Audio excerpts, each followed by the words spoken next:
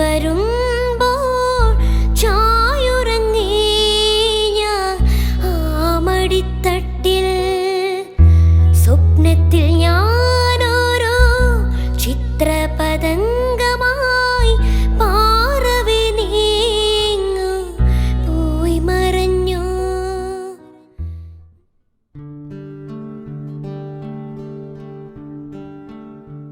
Physically disabled എന്ന ലാബലിൽ നിന്നും specially ഏബിൾഡിലേക്കുള്ള ദൂരം ചെറുതല്ല.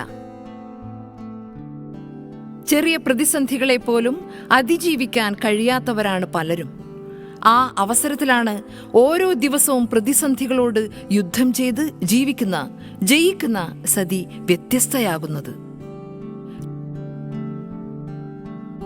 നോർമാലിറ്റിയിൽ ജീവിക്കുമ്പോഴും അതിലെ അബ്നോർമാലിറ്റിയിലേക്ക് ഉറ്റുനോക്കുന്ന ഒരു സമൂഹത്തിൽ ഇതാണ് ഞാൻ എന്ന് ആത്മവിശ്വാസത്തോടെ വിളിച്ചു പറയുന്ന സതി കൊടക്കാടിന്റെ ജീവിതത്തിലൂടെ ഒരു യാത്ര. പ്രസവിച്ചാട് സാധാരണ കുഞ്ഞളമാതിരി തന്നെ ഉണ്ടായിന്, തടിയും ഇതെല്ലാം. പിന്നെ കവിയേണ്ട സമയത്ത് കവിഞ്ഞിട്ടില്ല, പിറങ്ങേണ്ട സമയത്ത് പിറങ്ങിയിട്ടില്ല, നടക്കേണ്ട സമയത്ത് നടന്നിട്ടില്ല. പിന്നെ ഈ കവിയേണ്ട സമയത്ത് കവിയാതെ തന്നെ ആൾക്കാർ പറഞ്ഞു ഇനി നടക്കുമായിരിക്കും കവിഞ്ഞിട്ടില്ലെങ്കിൽ. എന്നിട്ട് പിന്നെ കവിയുന്നുമില്ല, നടക്കുന്നുമില്ല. എന്നിട്ട് പിന്നെ ഇവിടെ പയ്യന്നൂർ ഡോക്ടറെ കാണിച്ചു, മോഹൻദാസിനെ കാണിച്ചു. അയാൾ പറഞ്ഞു ഇത് കണ്ണൂർ പോയിട്ട് എക്സർസൈസ് ചെയ്യണം, ഫിസിയോതെറാപ്പി. കുറച്ച് നാൾ കണ്ണൂർ പോയിക്കൊണ്ടിരുന്നു. നിങ്ങൾക്ക് ദിവസം വരാനാവില്ലല്ലോ, അതുകൊണ്ട് ഞാൻ ഇത് കാണിച്ചു തരാമെന്ന് പറഞ്ഞിട്ട് കാണിച്ചു തന്നു. പിന്നെ അച്ഛൻ തന്നെ ഇവിടുന്ന് വീട്ടിൽ നിന്ന് തന്നെ ഇതുപോലെ ചെയ്തു. കുറേ നാൾ ചെയ്തു, എന്നിട്ടൊന്നും വ്യത്യാസമില്ല. പിന്നെ മണിപ്പാലിലും മംഗലാപുരം എല്ലാം പോയി, കങ്കനാടി പോയി. പിന്നെ അതും കഴിഞ്ഞിട്ട് പിന്നെ വെള്ളൂർ ഒരു വൈദ്യരുണ്ടായിന്, ആ വൈദ്യരെ കാണിച്ചു. ആ വൈദ്യർ 8 മാസം തടി കൊണ്ടുവന്നു. വെള്ളൂരിൽ നിന്ന് വിട്ടിട്ട് കാഞ്ഞങ്ങാടാണ് പിന്നെ പോയിന് അയാൾ. അടുത്ത് കാഞ്ഞങ്ങാടേക്ക് ഈ രാവിലെ ഈ 8:30 ബസ്സിന് പോയാൽ ഞങ്ങൾ തിരിച്ച് വരല് 3 മണി ബസ്സിനാണ്. അതിന് ഇപ്പുറം ബസ് ഉണ്ടായിട്ടില്ല. ആ 3 മണി ബസ്സിന് ഇവിടെ വന്നു കഴിഞ്ഞാൽ എന്നിട്ട് വേണം ഞങ്ങൾക്ക് കഞ്ഞിയെല്ലാം കുടിക്കണമെങ്കിൽ.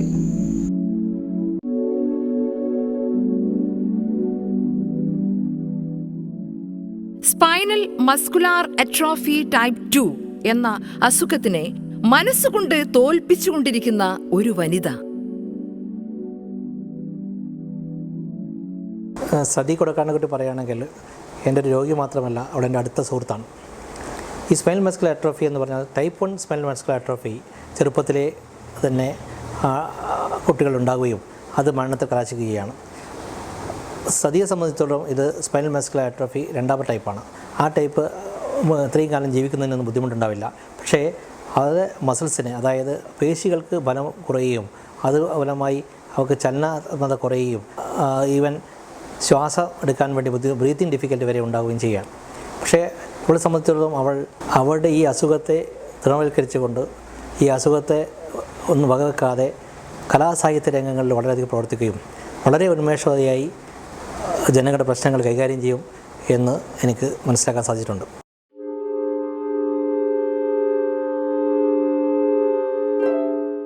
അച്ഛൻ സിവിക് കൊടക്കാടിന്റെ പ്രോത്സാഹനം തന്നെയായിരുന്നിരിക്കണം താനായി ജീവിക്കാൻ പ്രേരിപ്പിച്ചുകൊണ്ടിരിക്കുന്ന മരുന്നും മന്ത്രവും.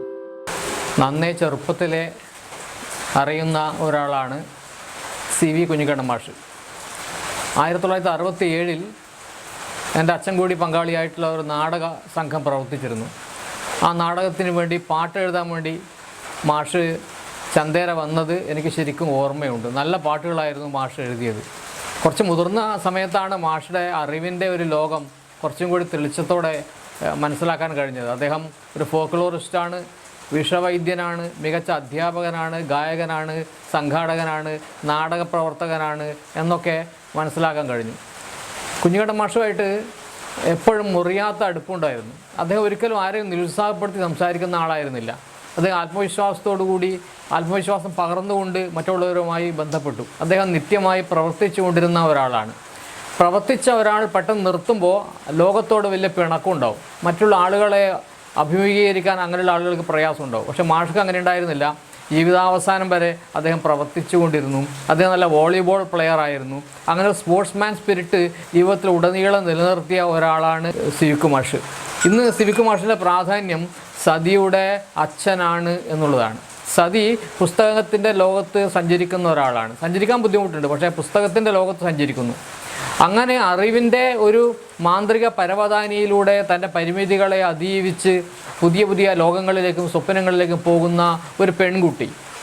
അങ്ങനെ ഒരു മനസ്സ് സതിക്കുണ്ടായത് കുഞ്ഞിക്കണ്ണൻ മാഷുടെ കുടുംബത്തിൽപ്പെട്ട മാഷുടെ സ്വന്തം മകളായതുകൊണ്ടാണ് എന്നുകൂടി വിചാരിക്കുകയാണ്. അത്ര ഉത്സാഹിയായിട്ടുള്ള ഒരാളായിട്ടാണ് സിവിക്ക് മാഷയെ ഞങ്ങളൊക്കെ കണക്കാക്കുന്നത്. എപ്പോഴും പ്രസന്നത അദ്ദേഹത്തിന് ഉണ്ടായിരുന്നു.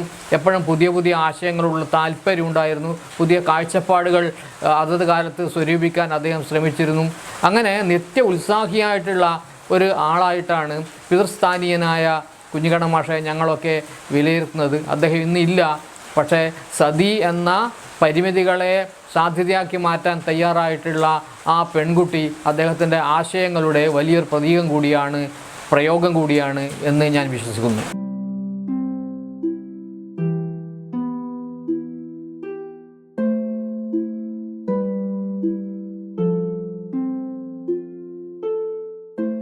ഒരു ഗ്രന്ഥാലയം നാടിനെ എങ്ങനെയൊക്കെ സ്വാധീനിക്കുന്നു എന്ന ചോദ്യത്തിന് അത് സ്വാധീനിക്കാത്ത ഇടപെടാത്ത മേഖലയുണ്ടോ എന്ന മറുചോദ്യമായിരിക്കും ഉത്തരം.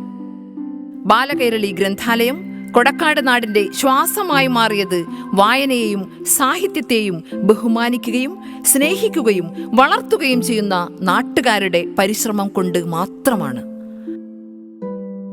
നാടിനു വേണ്ടി അക്ഷരങ്ങളെ പ്രസവിക്കുന്ന കെട്ടിടത്തിലേക്ക് സതിയിലൂടെ ഒരെത്തിനോട്ടം. ബാലകൈരളി ഗ്രന്ഥാലയം ഈ പ്രദേശത്തെ തലയെടുപ്പുള്ള ഒരു പ്രകാശ ഗോപുരമാണ്. സതി നമുക്കെല്ലാവർക്കും അറിയാം, തൻ്റെ ശാരീരികമായ വൈകല്യങ്ങൾ ഒക്കെ ഉണ്ടായിട്ടും അനൗപചാരികമായിട്ടുള്ള പഠനം എന്ന നിലക്ക് ഒരു പഠന കേന്ദ്രമായിട്ടാണ് ഈ ലൈബ്രറിയെ സതി കൊണ്ടു നടന്നത്. തൻ്റെ ചെറുപ്പം തൊട്ടേ ഇവിടുന്ന് പുസ്തകങ്ങൾ കൊണ്ടുപോകാനും പുസ്തകങ്ങൾ കൊണ്ടുപോയി അത് വായിക്കാനും വായിച്ച് അതിനെക്കുറിച്ച് അഭിപ്രായം രൂപീകരിക്കാനും ഒക്കെ സതി സന്നദ്ധമായി. അതിന് എല്ലാവിധ സൗകര്യങ്ങളും സഹായങ്ങളും ഈ ഗ്രന്ഥാലയം ചെയ്തു കൊടുത്തു. നമുക്കറിയാം, ആ ശാരീരികമായ വൈകല്യങ്ങൾക്കിടയിലും അക്ഷരങ്ങളിൽ കൂടി ഗ്രന്ഥങ്ങളിൽ കൂടി നടന്നു പോയതുകൊണ്ടാണ് സതിയുടെ ശാരീരികമായ വൈകല്യങ്ങൾ മറന്ന് തൻ്റെ മാനസികമായ ആരോഗ്യം വീണ്ടെടുക്കാൻ, മാനസികമായ ആരോഗ്യത്തിലേക്ക് കുതിച്ചു ചാടാൻ സതിക്ക് സാധിച്ചത്. തീർച്ചയായിട്ടും സതി നമുക്കൊരു മാതൃകയാണ്. കാരണം സതിയെപ്പോലുള്ള ആളുകൾ ഈ ഗ്രന്ഥാലയവുമായി ബന്ധപ്പെടുന്നു എന്നുള്ളത് മറ്റുള്ളവർക്കൊരു പ്രചോദനമാണ്, ഒരു പ്രോത്സാഹനമാണ്. ഈ ഗ്രന്ഥശാല പുറത്തിറക്കിയ സുവനീറുകളിലും സപ്ലിമെൻറ്റുകളിലും സതിയുടെ കവിതകളും കഥകളും ലേഖനങ്ങളും പ്രസിദ്ധീകരിച്ചിട്ടുണ്ട്. സതി പുറത്തിറക്കിയ 2 പുസ്തകങ്ങളുടെ പ്രകാശനം നിർവഹിച്ചതും ഗ്രന്ഥശാലയുടെ നേതൃത്വത്തിലാണ്.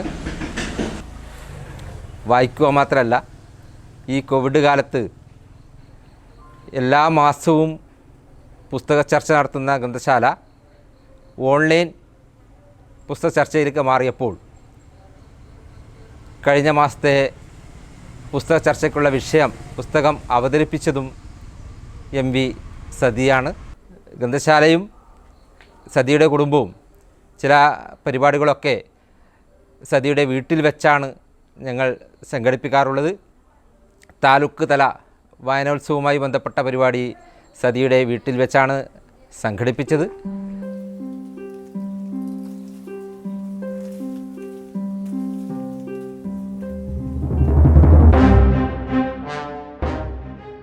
സമരമുഖങ്ങളുടെ നാടായ കൊടക്കാടിന്റെ വീര്യം ഇനിയും ചോർന്നു പോയിട്ടില്ല. സ്വയം ലാഭത്തിനോ സുഖത്തിനോ വേണ്ടിയല്ലാതെ എണ്ണമില്ലാത്തത്രയും മനുഷ്യർ പൊഴിച്ച വിയർപ്പിന്റെ കണങ്ങൾ ഇനിയും വറ്റിയിട്ടില്ല. ആർത്തു പറഞ്ഞ മുദ്രാവാക്യത്തിന്റെ അലയടികൾ ഓരോ വായുവിനും സുപരിചിതമായിരിക്കണം. കൊടക്കാടിന്റെ വേരുകളിൽ ഒളിഞ്ഞിരിക്കുന്ന ശക്തിയുടെ പ്രതിഫലനമോ പ്രകമ്പനമോ സതിയെ പരോക്ഷമായി സഹായിക്കുന്നുണ്ടാവണം. കൊടക്കാടിൻ്റെ പാരമ്പര്യം കാത്തു സൂക്ഷിച്ചുകൊണ്ട് തന്നെയാണ് നമ്മുടെ പൊള്ളപ്പൊയിലുള്ള MV സതിയുടെ വളർച്ചയും പിന്നെ കണക്കാക്കേണ്ടതായിട്ടുള്ളത്. ഈ കൊടക്കാടിൻ്റെ സാമൂഹ്യ രാഷ്ട്രീയ പശ്ചാത്തലമാണ് MV സതിയുടെ ഈ വളർച്ചയ്ക്ക് ഉപകാരപ്രദമായിട്ടുള്ളത്. സമിതിയുടെ ഇനിയുള്ള വളർച്ചയും സജീവമായി മുന്നോട്ട് പോകും എന്നുള്ള കാര്യത്തിൽ യാതൊരു സംശയമില്ല.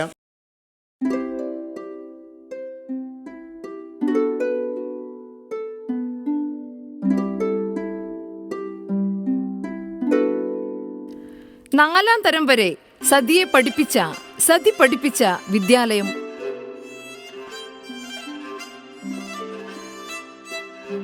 1985 ഒരു പ്രൈമറി അധ്യാപികയായി പൊള്ളപ്പൊയിൽ ALP സ്കൂളിലേക്ക് ഞാൻ എത്തുമ്പോൾ സതി 3-ാം ക്ലാസ്സിലെ വിദ്യാർത്ഥിനിയായിരുന്നു. അന്ന് 3-ാം ക്ലാസ്സിലെ ടീച്ചറാകാനുള്ള ഭാഗ്യം ലഭിച്ചതുകൊണ്ട് സതിയെ വളരെ അടുത്തറിയാൻ എനിക്ക് സാധിച്ചു. പ്രൈമറി പഠനം പൂർത്തിയാക്കിയ സതിക്ക് തുടർ പഠനം സാധിക്കാതെ വന്ന അവസരത്തിൽ സർഗവാസനയിലൂടെയും പുസ്തക വായനയിലൂടെയും അവൾ പഠനം തുടർന്നുകൊണ്ടേയിരുന്നു. സതിയുമായി വായനാ അനുഭവങ്ങൾ പങ്കുവയ്ക്കുന്നതോടൊപ്പം അവളെ അഭിനന്ദിക്കുവാനും നമുക്ക് കഴിയാറുണ്ട്. ഇന്നും ഈ സ്കൂളിലെ അധ്യാപകരും വിദ്യാർത്ഥികളും സതിയുടെ വീട്ടിലെ സന്ദർശകരാണ്. സതിയുടെ വായനാ അനുഭവങ്ങളിലൂടെയാണ് നമ്മുടെ സ്കൂളിലെ കുട്ടികൾ ആസ്വാദനക്കുറിപ്പിൻ്റെ ബാലപാഠം പഠിക്കുന്നത്. ആശ്രിതവത്സലേ ആനന്ദരൂപിണി ആദിമുച്ചിലോട്ട് വാഴുന്നൊരമ്മേ. ആശ്രിതവത്സലേ ആനന്ദരൂപിണി ആദിമുച്ചിലോട്ട് വാഴുന്നൊരമ്മേ. ആപാലവൃത്തവും മുന്നിതാ തിരുമുന്നിൽ തിരുമാംഗല്യം കണ്ടുവണങ്ങാം. നിൻ തിരുമാംഗല്യം കണ്ടുവണങ്ങാം. കരിവള്ളൂർ മുച്ചിലോട്ട് ക്ഷേത്രത്തിന് വേണ്ടി സതി കൊടക്കാട് എഴുതിയ ഈ ഗാനം ആലപിച്ചിരിക്കുന്നത് KS ചിത്ര എന്ന നമ്മുടെ കേരളത്തിൻ്റെ വാനമ്പാടിയാണ്. നമ്മുടെ നാടിൻ്റെ അഭിമാനമായ സതി തൻ്റെ ശാരീരിക പരിമിതികളിൽ നിന്നും ഒരുപാട് ഉന്നതികളിൽ എത്തിച്ചേർന്നിരിക്കുന്ന ഒരു വ്യക്തിത്വമാണ്. കാരണം നമുക്കറിയാം, ശാരീരിക പരിമിതിയുള്ള ആൾക്കാർ പൊതുവേ സമൂഹത്തിലേക്ക് ഉയർന്നു വരുന്നത് കുറവാണ്.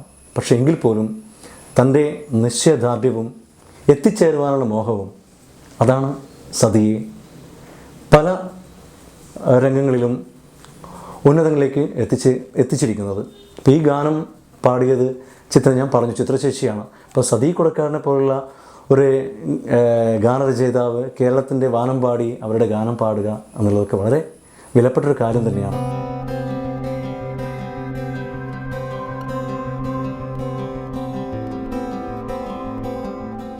സതി കൊടക്കാടിൻ്റെ ജീവിതം ഏവർക്കും ആവേശം പകരുന്ന ഒന്നാണ്.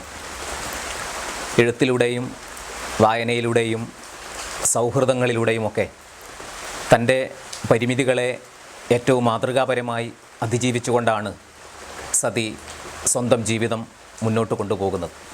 ഭാവനയുടെയും സർഗാത്മകതയുടെയും നിശ്ചയദാർഢ്യത്തിൻ്റെയും കൂട്ടാണ് ഈ കാര്യത്തിൽ സതിക്കുള്ളത്. സതിയുടെ ഏറ്റവും പ്രധാനപ്പെട്ട കവിതകളൊക്കെ ചേർത്ത് കാൽവരിയിലെ മാലാഖ എന്നൊരു സമാഹാരം പ്രസിദ്ധീകൃതമായിട്ടുണ്ട്. നിങ്ങളിൽ പലരും ആ പുസ്തകത്തിലൂടെ കടന്നുപോയി കാണും. പരിമിതികളിൽ ജീവിക്കുന്ന ഒരു എഴുത്തുകാരി എന്ന നിലയിലല്ല, ഈ ലോകത്തെ മറ്റെല്ലാവരും കാണുന്നത് പോലെ തന്നെ കാണാനും ഈ ലോകത്തിൻ്റെ അനുഭവങ്ങളെയും അനുഭൂതികളെയും ആവിഷ്കരിക്കാനും സതി ആ പുസ്തകത്തിലൂടെ ആത്മാർത്ഥമായി പരിശ്രമിക്കുന്നു. ആ പുസ്തകത്തിൽ സ്നേഹത്തിനും സൗഹൃദത്തിനും സാഹോദര്യത്തിനും ബന്ധങ്ങൾക്കും നൽകുന്ന വില വളരെ പ്രധാനമാണ്. പുതിയ കാലത്ത് നമുക്കൊക്കെ നഷ്ടമായിക്കൊണ്ടിരിക്കുന്ന പല മൂല്യങ്ങളെക്കുറിച്ചും സതി ഈ പുസ്തകത്തിലൂടെ ഓർമ്മിപ്പിക്കുന്നുണ്ട്. തൻ്റെ പരിമിതികളെ അതിജീവിക്കാൻ തന്നെ സഹായിച്ച സ്നേഹത്തിൻ്റെ സൗഹൃദത്തിൻ്റെ ആൾരൂപങ്ങളായ നിരവധി മനുഷ്യർ, തന്നെ നല്ല രീതിയിൽ ഉയർത്തിക്കൊണ്ടുവരാൻ പരിശ്രമിക്കുന്ന തൻ്റെ പ്രിയപ്പെട്ട കുടുംബാംഗങ്ങൾ, അതുമാത്രമല്ല തനിക്ക് എല്ലായിടത്തു നിന്നും സൗഹൃദത്തിൻ്റെ തണൽ വീശുന്ന സുഹൃത്തുക്കൾ, അവരൊക്കെയാണ് തൻ്റെ ജീവിതത്തിന് പ്രകാശം പകരുന്നത് എന്ന് സതി ആവർത്തിച്ച് തൻ്റെ കവിതകളിലൂടെ പറയുന്നു. മാത്രമല്ല, ഒരു എഴുത്തുകാരൻ എപ്പോഴും ഉണർന്നിരിക്കേണ്ടത് താൻ ജീവിക്കുന്ന കാലത്തെയും ലോകത്തെയും പ്രകൃതിയെയും കുറിച്ചാണ്. സതിയുടെ എഴുത്തിനെ സംബന്ധിച്ചും ഇത് വളരെ പ്രധാനമാണ് എന്ന് ഞാൻ വിചാരിക്കുന്നു. മണ്ണിനെയും മനുഷ്യരെയും പ്രകൃതിയെയും സഹജീവികളെയും കുറിച്ചുള്ള വലിയ ഉത്കണ്ഠകൾ സതി തൻ്റെ കൃതിയിലൂടെ രേഖപ്പെടുത്തുന്നുണ്ട്. പുല്ലിനെയും പുഴുവിനെയും പൂമ്പാറ്റയെയും ഒക്കെ തന്നെ സ്നേഹിക്കുന്ന, അവർക്ക് കൂടി അവകാശപ്പെട്ടതാണ് ഈ ലോകമെന്ന ഏറ്റവും പ്രധാനപ്പെട്ട ഒരു ജീവിത മൂല്യത്തെ തൻ്റെ കൃതിയിലൂടെ, കവിതകളിലൂടെ ഉയർത്തിപ്പിടിക്കാൻ സതി ശ്രമിക്കുന്നു എന്നുള്ളതാണ് ഏറ്റവും പ്രധാനപ്പെട്ട കാര്യം. അതുകൊണ്ട് തന്നെയാണ് ഞാൻ പറഞ്ഞത്, സതി പരിമിതികളിലല്ല, അതിനെയൊക്കെ അതിജീവിക്കുന്ന നിശ്ചയദാർഢ്യത്തിൻ്റെ, ആത്മാർത്ഥതയുടെ തീർച്ചയായിട്ടും ഒരു വലിയ ആൾരൂപമായിട്ട് നമ്മുടെ മുന്നിൽ നിൽക്കുന്നു എന്ന്. ഒരു എഴുത്തുകാരിയുടെ എല്ലാ തരത്തിലുമുള്ള സർഗാത്മകതയെ, കവിതയുടെ ധർമ്മവും മർമ്മവും കലയുടെ സാഹിത്യത്തിൻ്റെ ശക്തിയുമൊക്കെ തിരിച്ചറിഞ്ഞ ഒരു വലിയ എഴുത്തുകാരിയുടെ വരവാണ് കാൽവരിയുടെ മാലാഖ എന്ന പുസ്തകത്തിലൂടെ നാം തിരിച്ചറിഞ്ഞത്. സതിക്ക് ഇനിയും തുടർന്നങ്ങോട്ട് എഴുത്തിൽ, സാഹിത്യത്തിൽ വലിയ മുന്നേറ്റങ്ങൾ ഉണ്ടാകട്ടെ എന്ന് ആത്മാർത്ഥമായി ആഗ്രഹിക്കുന്നു.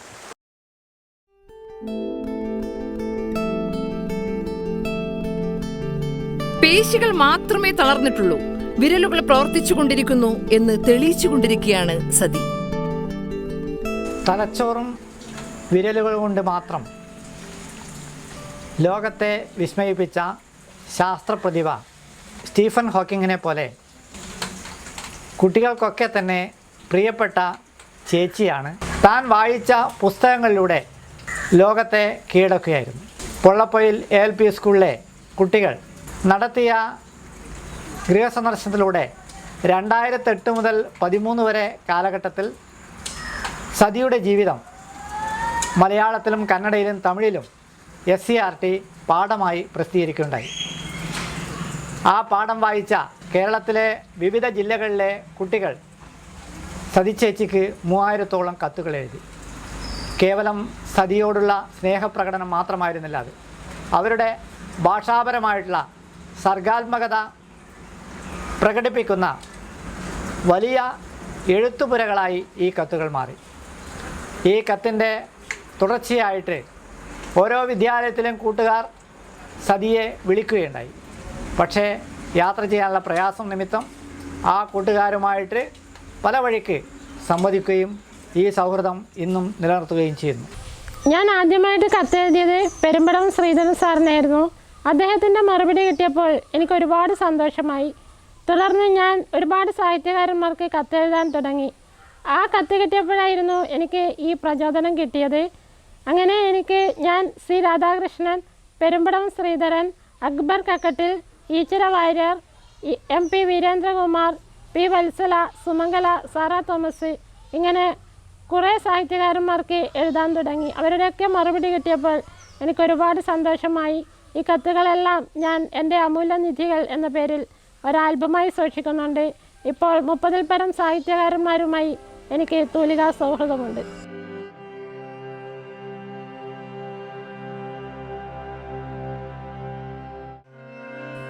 പിതൃത്വം എന്ന കവിതയിലൂടെ കണ്ണൂർ ആകാശവാണിയിൽ തൻ്റെ സാന്നിധ്യം അറിയിച്ചു.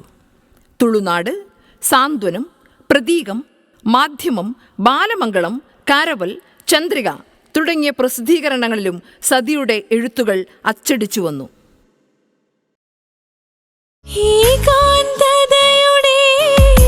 മൗനം ഭേദിച്ചു കളകളം പാടും മുക്തഗീതം.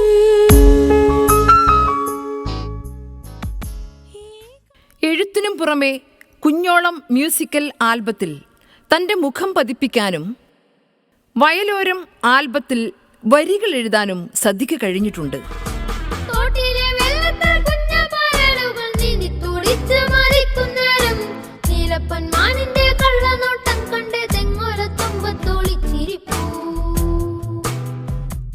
ഞാൻ വായനയിൽ ഏറ്റവും കൂടുതൽ ഇഷ്ടപ്പെടുന്നത് യാത്രാവിവരണങ്ങളും ആത്മകഥകളുമാണ്. യാത്രാവിവരണങ്ങളാകുമ്പോൾ ഒരു നാടിനെക്കുറിച്ച് മനസ്സിലാക്കാൻ പറ്റുന്നു. ആത്മകഥയാകുമ്പോൾ ഒരു വ്യക്തിയെക്കുറിച്ച് നമുക്ക് കൂടുതൽ അറിയാൻ പറ്റുന്നു. എങ്കിലും ഞാൻ ഇത്രയും പുസ്തകങ്ങൾ വായിച്ചതിൽ ഏറ്റവും കൂടുതൽ വായിച്ചത് നോവലാണ്. ഞാൻ ഒരുപാട് വായിച്ച കൂട്ടത്തിൽ എനിക്ക് ഒരു പുസ്തകമായിട്ട് എടുത്തു പറയാൻ പറ്റില്ല. എങ്കിലും ബഷീറിൻ്റെ പാത്തുമ്മയുടെ ആട്, തകഴിയുടെ ചെമ്മീൻ, MTയുടെ 4 കെട്ട്, ജയമോഹൻ്റെ 100 സിംഹാസനങ്ങൾ, സുഭാഷ് ചന്ദ്രൻ്റെ മനുഷ്യനൊരു ആമുഖം, ബെന്യാമിൻ്റെ ആടുജീവിതം തുടങ്ങിയ പുസ്തകങ്ങളൊക്കെ ഞാൻ ഇഷ്ടപ്പെടുന്നു. നിരവധി അംഗീകാരങ്ങൾ പുരസ്കാരങ്ങളുടെ രൂപത്തിൽ സതിയിൽ എത്തിച്ചേർന്നിട്ടുണ്ട്. ബാലകൈരളി ഗ്രന്ഥാലയം, താലൂക്ക് ലൈബ്രറി കൗൺസിൽ, മലയാളം പാഠശാല, വിരൽ സാഹിത്യവേദി പുരസ്കാരം തുടങ്ങിയവ അതിൽ ചിലത് മാത്രം. ഒരുപാട് സംഘടനകളിൽ നിന്നും ക്ലബ്ബുകളിൽ നിന്നും അഭിനന്ദനങ്ങൾ ഇപ്പോഴും ഏറ്റുവാങ്ങുന്നുണ്ട്.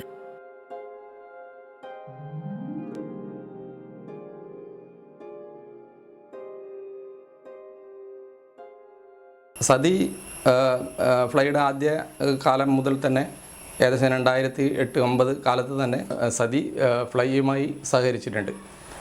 ഫ്ലൈ ഇറക്കാറുള്ള ചിറക് എന്ന വാർഷിക മാഗസിനിൽ സതിയുടെ ചെറുകഥകൾ അന്ന് മുതലേ ഉണ്ടാകാറുണ്ട്. തുടർന്ന് സതി നമ്മുടെ വാർഷിക ക്യാമ്പുകളിൽ 3 ദിവസം നീണ്ടു നിൽക്കുന്ന വാർഷിക ക്യാമ്പുകൾ നടത്താറുണ്ട്.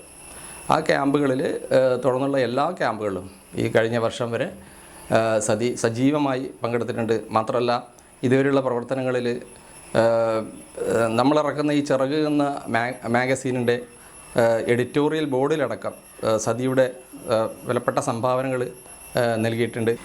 ഫ്ലൈയിലുള്ള മറ്റ് എഴുതാൻ തുടങ്ങുന്ന ആളുകൾക്ക് തന്നെ സതിയുടെ വരവോടുകൂടി ഇതിലേക്കുള്ള പ്രേരണ നൽകാൻ കഴിഞ്ഞിട്ടുണ്ട്.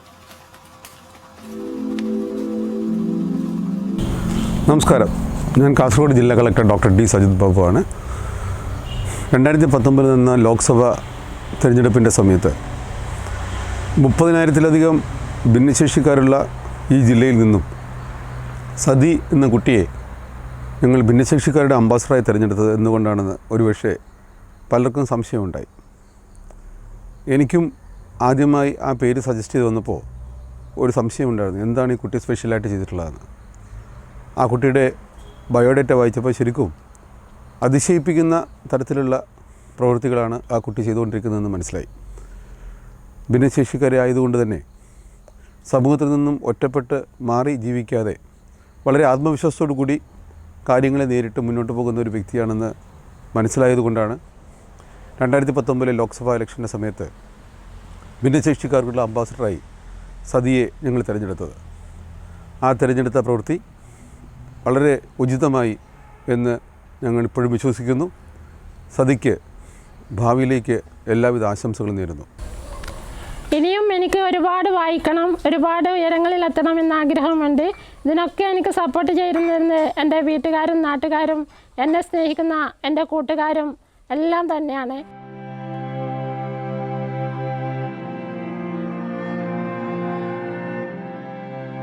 സതി ഓരോ നിമിഷവും ആസ്വദിക്കാൻ ശ്രമിച്ച് മറച്ചുവെക്കാത്ത പുഞ്ചിരിയോടുകൂടി തൻ്റെ യാത്ര തുടരുകയാണ്. പക്ഷികളോടും മരങ്ങളോടും കാണാത്ത എത്തിപ്പെടാൻ പറ്റാത്ത ആകാശത്തോടും കുറെ മനുഷ്യരോടും അക്ഷരങ്ങളും ഭാവനകളും നേരുമാത്രം കലർത്തിയ ജീവിതങ്ങളും പങ്കുവെച്ച് യാത്ര ചെയ്തുകൊണ്ടിരിക്കുകയാണ്. വീൽ ചെയർ സമ്മാനിച്ച വിധിയോട് പൊരുത്തപ്പെടാതെ അതിനോട് പോരാടിക്കൊണ്ട് ചോദ്യം ചെയ്തുകൊണ്ട് മുന്നേറുകയാണ്.